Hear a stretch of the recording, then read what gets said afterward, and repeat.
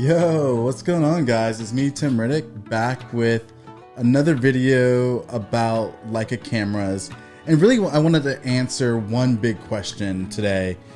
Can you photograph a wedding from beginning to end with a 10-year-old digital Leica? Can you? You can, but we're going to talk a little bit about this today. I've had my Leica M240 for, probably about 8 years now. The camera settings that I typically use when I photograph a wedding is really dependent upon what I'm shooting and where I'm shooting during the day. I typically prefer natural light, although you do see some light modifiers that I have here with me today. But when I'm shooting a wedding, I typically, when I walk into a room, I try to see where I can find natural light.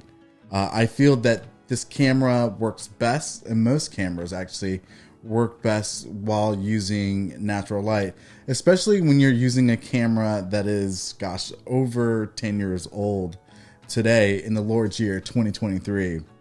So I want to talk about, before I talk about natural light, I want to talk about the two lenses that I shoot with for the day to make an incredibly small and compact package for shooting a wedding with the Leica M240. I typically use, as you can see on this camera on my M240, the Zeiss Sonar 50mm 1.5. This lens is amazing. It's one of my favorite lenses of all time, and really works well and allows me to shoot in a variety of situations. And the other lens that I use to kind of top this incredible package, and these are the only two lenses that I use for a wedding day when I'm shooting with this camera, is a Zeiss Bygone 35 f2 lens. Now, shooting with natural light and the lenses that I use, having the flexibility of an f2 and an f1.5 aperture gives me a lot of flexibility when shooting with this camera. And also, shooting with two lenses really kind of helps me eliminate some of the decision paralysis that I used to have when I used to shoot with Canon primarily. I would have a bag full of lenses, the all prime lenses. I would have the 24, the 35, the 50, the 85, the 135, all sitting in my bags, and the 40mm lens. And I was constantly struggling, trying to figure out if the image that I was creating could be created better with the lens that was in my bag versus the lens that was on my camera. So eliminating all of that really kind of helps me throughout the wedding day. That's the reason why I only use two lenses. The second thing that I wanted to talk about is I wanted to talk about like my composition and the way that like I photograph the subjects, the clients on the wedding day. Like I was saying before, I try to lean on natural light, and I'm not much of a light modifier, but every once in a blue moon, I'm in a dark, dingy room, and that's where I'm in consistent communication with my clients to let them know, like, hey, I think if we just move out of this room, get like 75% into your dress, let's move into another room. And clearly and consistently communicating with my clients really helps me as an artist create the images that I want and the images that they hired me for. So I try and keep the 50 on my camera for about 85% of the day, and I only add the 35 onto my camera if I'm shooting things like family formals or bridal party photos, where I need something a little bit wider. Now, in terms of lighting, when I do need to shoot a wedding and I do need additional light, I carry this Godox V1C as a flash that I add onto the top of my camera. Now, it does make it a little bit unbalanced.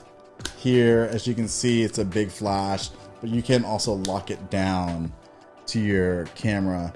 And sometimes I shoot direct flash, sometimes I bounce the flash off of things. If possible. The other kind of light modifiers that I bring with me on a wedding day is this Aperture MC. It's actually magnetic and can attach it to, I don't know, like speaker poles and I can just kind of put a blast of light, as I'm gonna blow this up here real quick, and just add like a little touch of light where it's needed for a wedding day. And I shoot this regardless if I'm shooting my Leica or if I'm shooting any other type of camera. I always carry this. It's light, it's small, it's quite great.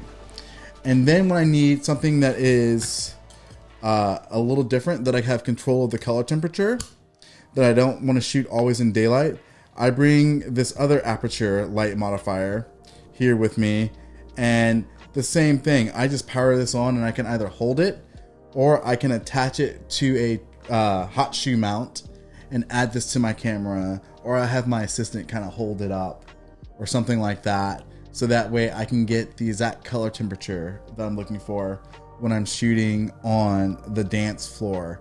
Those are a couple of techniques that I use for when shooting with the Leica. I personally feel that any camera today, you can find ways to work about it. Now, the great thing about shooting with a Leica is there's no autofocus. So I bet you're saying, well, why is that great, Tim? Well, I'm going to tell you why I feel like shooting without autofocus isn't great. I kind of use this kind of, let's see, there's a couple of times during the day where it would be awesome to have autofocus, but I have to kind of think a little bit more like a street photographer, less like a wedding photographer. And in sense of what I do is I use a lot of zone focusing.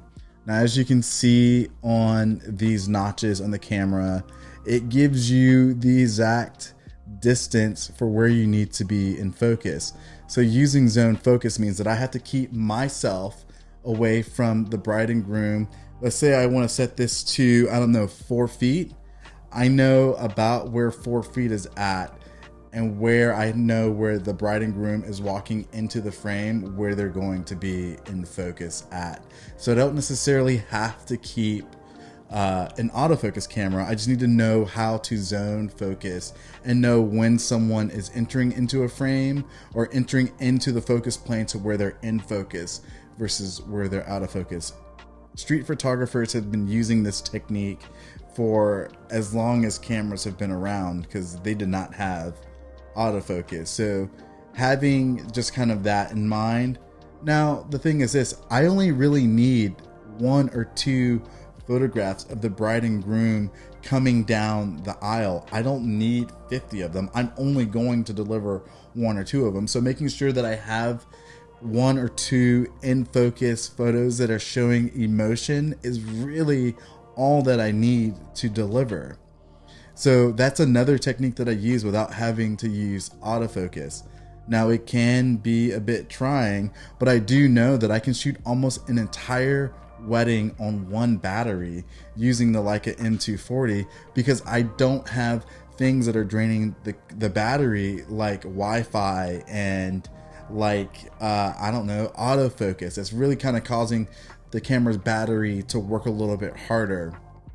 And I do turn my camera on and off throughout the day.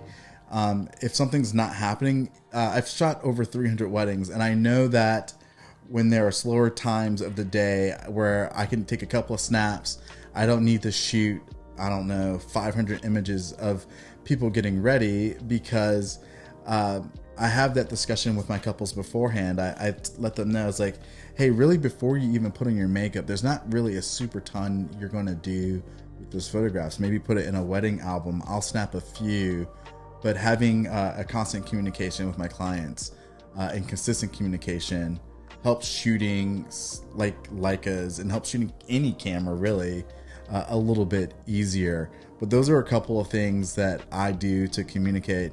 And then the great thing is I use the Cascade presets, which makes the photos look as filmy and dreamy as humanly possible coming from the Leica. I personally feel the Cascade presets by Ben Hosh are the best presets to use when shooting with a Leica for a wedding day, and they look, the Leica M240 files look fantastic. So if you're thinking about shooting with a Leica for a wedding, it is possible. There are a couple of things that you're going to need to do and change your frame of mind when shooting, but it can be done, and you can shoot an entire wedding day and have wonderful images from that day, and it's part of the reason why I've moved to Leicas and have moved away from shooting Canons and other autofocus cameras, although I still own a Canon. But you can definitely shoot with this and get excellent images. Thank you so much for watching today, guys. I appreciate you taking the time. If this is something that you want to see more of, let me know by subscribing or putting a comment in the comment section, and I will try my hardest to get back to you as soon as I can. Well, my name's Tim Riddick, guys. Thank you so much for watching, and I'll see you on the next one.